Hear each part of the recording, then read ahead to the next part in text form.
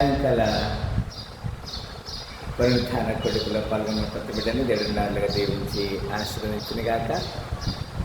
ఈ దినములకు ఏర్పాటు చేయబడిన లేఖన భాగము ఉదయకాల సమయంలో కూడా మనము యెషయా గ్రంథము 53వ అధ్యాయము 5వ వచనంలో మనం చూడగలిగి ఉన్నాము. ప్రియులారా, మన అతిక్రమ క్రియలను బట్టి అతడు గాయపరచబడెను, మన దోషం బట్టి నలుగుగొట్టబడేను, మన సమాధానం శిక్ష అతని మీద పడేను, అతడు పొందిన దెబ్బల చేత మనకు స్వస్థత కలిగించినది. యేసుక్రీస్తు వారు పునరుద్ధానుడిగా ఈ లోకములో జయ జీవితాన్ని అతను తిరిగి లేచిన ద్వారా, మరణం నుంచి తిరిగి లేచిన ద్వారా ఆయనలో విశ్వాసం ఉంచిన వారికి ఆయన నిత్య జీవం ఇస్తాడు అనే ఒక నిరీక్షణని దేవుడు మనకి అనుగ్రహించాడు.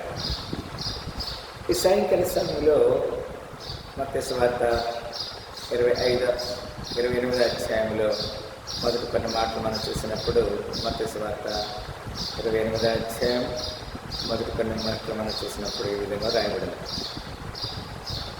విశ్రాంతి దినం గడిచిపోయిన తర్వాత ఆదివారమున తెల్లవారుచుండగా మగ్దలేని మరియు వేరొక మరియు సమాధిని చూడవచ్చని, ఇదిగో ప్రభుదూత పరలోకము నుండి దిగి వచ్చి రాయి పొరలించి దాని మీద కూర్చుండెను. అప్పుడు మహాభూకంపం కలిగాను. ఆ దూత స్వరూపం మరి పొలవనేను, అతని వస్త్రములు మహిమంతా తెల్లగా ఉండేను. అతనికి భయపడటం వలన కావలి వారు వనికి చచ్చిన వారి వల్ల నుండేది. దూత ఆశ్చర్యం చూసి, మీరు భయపడకుడి, సిలువ వేయబడిన యేసును మీరు వెతుకుచున్నారు అని నాకు తెలియను.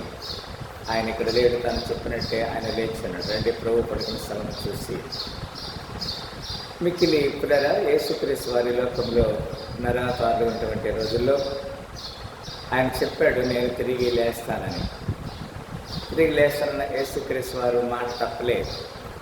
ఆయన ఏదైతే మాట ఇచ్చాడో ఆ మాట ప్రకారం లేచాడు. అందుకే ఇక్కడ మన లేఖను చూడగలుగుతున్నాము. పునరా ఇక్కడ వాక్యాన్ని మనం చూసినట్లయితే ఒకటే, ఆయన ఇక్కడ లేడు, తాను చెప్పినట్టే ఆయన లేచి ఉన్నాడు. He is not here, for he is risen, as he said. యేసుక్రీస్తు వారు తిరిగి లేచే క్రమంలో అనేక లేఖన ఆధారాలు మనం చూడగలుగుతున్నాం. మత్తయి సువార్త 12వ వచనంలో, యోనా 3 రాత్రి మగుళ్ళు తిమింగలం కడుపులో ఎలాగుండెనో అలాగే మనిషి కుమారుడు 3 రాత్రి మగుడు గర్భంలో ఉండెను. ఇది దేవుని యొక్క వాక్యముగా మనము ఆయన చెప్పినటువంటి నీతిని మనం అనుసరిస్తున్నాం. మత్తయి సువార్త 17:9 విధంగా రాయబడింది, వారి కొండ దిగి వచ్చుండగా మనిషి కుమారుడు మృతులంటే లేచి వారికి, ఈ దర్శనం మీరు ఎవరితో చెప్పకూడని యేసు వారికి ఆజ్ఞాపించాను. రూపాంతరం మీద యేసుక్రీస్తు వారి శిష్యులతో కలుసుకొని ఆయన చెప్పిన మాటల్ని ఇక్కడ లేఖనం ద్వారా మనము గమనిస్తున్నాం. అంత మాత్రం కాదు, మత్తయి సువార్త 17:20, వారు ఆయనను చంపుతారు, 3వ దినమున ఆయన లేచుండే వారితో చెప్పగా వారు బహుగా దుఃఖపడారు. యేసుక్రీస్తు వారు 3వ దినమున తిరిగి లేస్తారనే మాట సత్యము. ఆయన తిరిగి లేచాడు. లేచినాడురా సమాధి వెలచినాడురా యేసు, లేచినాడురా సమాధి లేతుననిగా చెప్పినట్లు లేఖనములలో పలికినట్లు లేచినాడురా సమాధి వెలచినాడురా. ఇక్కడ చక్కని మాట మనం చూడగలిగి ఉన్నాం కదా. ఇక్కడ ఏమంటాడంటే, ఆయన ఇక్కడ లేడు, తాను చెప్పినట్లే ఆయన లేచున్నాడు. He is not here, but he is risen. యేసుక్రీస్తు వారు తాను చెప్పినట్టే లేచి సర్వమానవాళి రక్షణ కొరకు ఆయన ప్రాణం పెట్టాడు.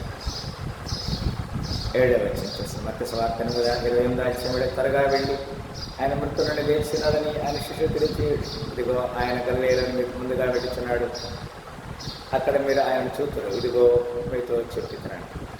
వారి భయంతోనూ మహానందంతో సమాధి యొద్దకు త్వరగా వెళ్ళి ఆయన శిష్యులకు ఆ వర్తమానం తెలుప పరిగెత్తుచుండగా యేసు వారిని ఎదుర్కొని, మీకు శుభమని చెప్పాను. వారు ఆయన ఎదురుకు వచ్చి ఆయన పాదములు పట్టుకొని ఆయనకు ప్రక్కగా, యేసు భయపడకుడి, మీరు వెళ్ళి నా సహోదరుల గలిలయలోకి వెళ్ళాలని వారు చూతున్న వారికి తెలిపాడు. మరి వెళ్ళుచున్నగా కావాలో కొందరు ఇక్కడ ఈ విషయాన్ని గమనించాలి. యేసుక్రీస్తు వారు తాను చెప్పినట్లుగానే తిరిగి లేశాడు. ఈ జీవితంలో, నా జీవితంలో దేవుడు నెమ్మది సమాధానం దయచేయడానికి సిద్ధమైనది కాబట్టి జరిగి ఆయన 3 దినములు సమాధిలో ఉండి తిరిగి లేచిన యేసే పునరుద్ధాన శక్తిని మనం పొందుకుందాం.